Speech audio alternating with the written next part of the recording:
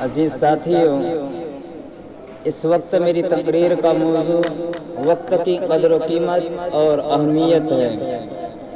مجھے امید ہے کہ میری یہ کاوش سعی و فہم طلباء کے حوصلوں کو مہمیز کرے گی، اور خصوصاً اس دور میں جبکہ ان کی ہمتیں ماند پڑ چکی ہے، محنت شعار لوگوں کے ولولے سرد ہو گئے ہیں، اور علم کی خاطر پگھلنے والے عاشقان علم کا وجود اس دور میں کامیاب نہیں۔ اس کی بنیادی وجہ وقت کی ناقدری اور ضیاع وقت ہے۔ اللہ تعالیٰ سے دعا کرے کہ اللہ تعالیٰ ہم سب کو وقت کی قدردانی کرنے کی توفیق عطا فرمائے۔ میرے عزیز ساتھیوں، اللہ کے نبی علیہ السلام نے ارشاد فرمایا کہ دو چیزوں کی قدر کرو، ایک صحت اور دوسرا وقت۔ حکماء کا قول ہے کہ زمانہ سیال ہے، اسے کسی آن سکون نہیں۔ انبیاء کرام بھی ہمیں یہی نصیحت کرتے ہیں کہ وقت کے بارے میں ہمیشہ ہوشیار رہو، وقت کو برباد نہ کرو، کیونکہ ہر گھڑی، ہر لمحہ، ہر لحظے کا تمہیں حساب دینا پڑے گا۔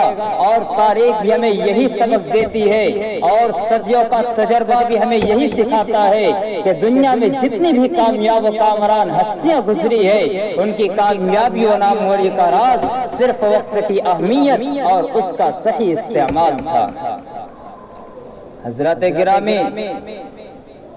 اسلام کے دشمنوں کا سب سے بڑا مشن، ان کی سب سے بڑی کوشش، ان کی سب سے بڑی خواہش یہی ہے کہ مسلمانوں کو اس طریقے سے الجھا دیا جائے کہ وہ اپنے وقت کا صحیح استعمال نہ کر سکے، اپنے لیل و نہار اور صبح شام کا احساس نہ کر سکے، اور وقت کو ضائع کرنے کے لیے گناہ ان کے درمیان عام کر دیا جائے، گناہ ان کے درمیان عام کر دیا جائے، کیونکہ وقت اتنی عظیم نعمت ہے، جو اس کی قدر کرتا ہے تو کائنات اس کی قدر کرتی ہے، دنیا اسے سلام کرتی ہے۔ جو وقت کا صحیح استعمال کرتا ہے وہ عروج کی منزلیں طے کرتا ہے، وہ کامیابی کی شاہراہ پر گامزن ہوتا ہے۔ جو وقت کا صحیح استعمال کرتا ہے وہ اپنے وقت کا امام بنتا ہے، وہ اپنے وقت کا محدث بنتا ہے، وہ اپنے وقت کا مفسر بنتا ہے۔ میرے دوستو، کسی مفسر نے کہا ہے کہ کامیابی کی پہلی سیڑھی کا نام، کامیابی کے پہلے زینے کا نام وقت کی قدر کرنا ہے۔ جو وقت کی قدر کرنا سیکھ جاتا ہے وہ کامیابی کے پہلے زینے پر چڑھ جاتا ہے، وہ کامیابی کی پہلی سیڑھی پر چڑھ جاتا ہے۔ لیکن دنیا جانتی ہے کہ جس دن مسلمان اپنے وقت کا صحیح استعمال کرے گا، جس دن مومن اپنے وقت کو صحیح طور پر سر پکڑے گا، اس دن یہ سب سے زیادہ کامیاب و کامران ہوگا، بحر و بر کا مالک ہوگا، دنیا کا سپر پاور ہوگا۔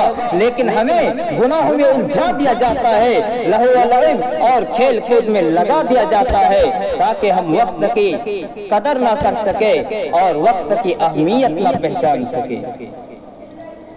میرے بھائیوں، اگر آج کے دور میں سب سے زیادہ اپنے وقت کو برباد کرنے والے، سب سے زیادہ اپنی زندگی کو تباہ کرنے والے اگر کوئی قوم آپ کو ملے گی تو قوم مسلم ملے گی۔ پارکوں میں ٹائم پاس کرنے والوں کی تعداد کس کی زیادہ ہے؟ مسلمانوں کی۔ گناہوں کے اڈوں پر کس کی تعداد زیادہ نظر آتی ہے؟ مسلمانوں کی۔ ارے بتاؤ، میں قدوں پر قطاروں میں کس کی تعداد زیادہ نظر آتی ہے؟ مسلم نوجوانوں کی۔ چوراہوں، چوپالوں اور قہوہ خانوں میں کس کی تعداد زیادہ نظر آتی ہے؟ مسلمانوں کی نظر آتی ہے۔ قصہ گوئی کی محفلیں کہاں سجائی جاتی ہے؟ مسلمانوں میں سجائی جاتی ہے۔ عریانیت کا ننگا ناچ اور فحش مشاعرے کہاں عروج پاتے ہیں؟ یہ مسلمانوں میں نظر آتی ہے۔ سامعین باطن کے، ہمارے مذہب میں وقت کی اہمیت ہے۔ اس کا اندازہ اس بات سے لگایا جا سکتا ہے کہ ہم بے وقت نماز نہیں پڑھ سکتے، روزہ نہیں رکھ سکتے، حج ادا نہیں کر سکتے، زکوٰۃ نہیں دے سکتے، اس لیے کہ میرا رب فرماتا ہے الحج اشہر معلومات، دوسری جگہ فرماتا ہے فمن شہد منکم الشہر فلیصم، تیسری جگہ فرماتا ہے ان الصلاۃ کانت علی المؤمنین کتابا موقوتا، اس لیے کہ فجر کے لیے فجر کا وقت ہونا ضروری ہے، عشاء کے لیے عشاء کا وقت ہونا ضروری ہے۔ یہ وقت کی پابندی کیوں لگائی گئی، وقت کا لحاظ کرنے کا حکم کیوں دیا گیا؟ اس لیے تاکہ مسلمان وقت کی قدر کرنے والا بن جائے، وقت کی اہمیت کو جاننے والا بن جائے۔ ارے جس قوم کا حال یہ ہو کہ جہاں نماز بھی وقت کے ساتھ ہو، روزے بھی پابندی وقت کے ساتھ ہو، زکوٰۃ بھی پابندی وقت کے ساتھ ہو، حج بھی پابندی وقت کے ساتھ ہو، تو پھر آج وہی قوم وقت کی ناقدری کرنے والی کیوں بن گئی، وقت کو برباد کرنے والی کیوں بن گئی، اور وقت کو ضائع کرنے والی کیوں بن گئی؟ سامعین باتمکین، آج کے دور میں، آج کے اس نازک دور میں ہمارے یہ نوجوان کہاں کہاں اپنا وقت برباد کر رہے ہیں۔ کہیں سنیما ہالوں اور تھیٹروں میں جا جا کر فلمیں دیکھیں گے، تو کئی ہوٹلوں اور قہوہ خانوں میں جا جا کر محفلیں سجا سجا کر پارٹیاں کریں گے، کئی فلمی اداکاروں کے سکس پیک دیکھیں گے، انہیں فالو کریں گے۔ اگر کہیں پر کوئی ایکٹر آ جائے تو بھوکے پیاسے اس کے پیچھے لگ جائیں گے، 2 بجے رات تک ٹویٹ کریں گے، 2 بجے رات تک سوشل میڈیا یوز کریں گے، الغرض ساری رات فحش فلمیں دیکھیں گے، اور مغربی تہذیب و کلچر آراستہ لڑکیوں سے عشق بازی کریں گے۔ ہائے افسوس ہمارے ان نوجوانوں پر جنہیں اللہ نے جوانی کی بے شبہ نعمت سے نوازا، جنہیں اللہ نے بے شک قیمتی سرمایہ وقت سے نوازا، وہ اپنا قیمتی زندگی کہاں برباد کر رہے ہیں، وہ اپنی قیمتی سرمایہ کہاں برباد کر رہے ہیں؟ جب میدان محشر میں رب پوچھے گا وَإِن شَبَابِهِ فِيمَا أَفْنَىٰ، بتاؤ اپنی جوانی کہاں برباد کر کے آئے ہو، تو اس وقت رب کے سامنے کیا جواب دو گے؟ رب کے سامنے تم کیسے کھڑے ہوں گے؟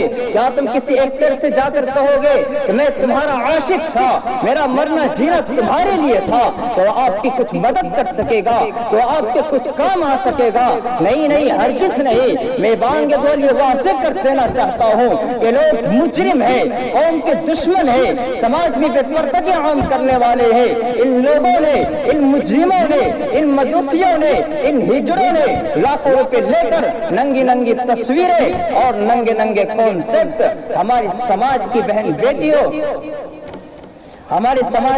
بیٹیوں اور نوجوانوں کو دیے، پھر ہمارے نوجوان ان کے عاشق بن گئے، ان کے دیوانے ہو گئے، ان کے پیچھے پاگل کتوں کی طرح لگ گئے۔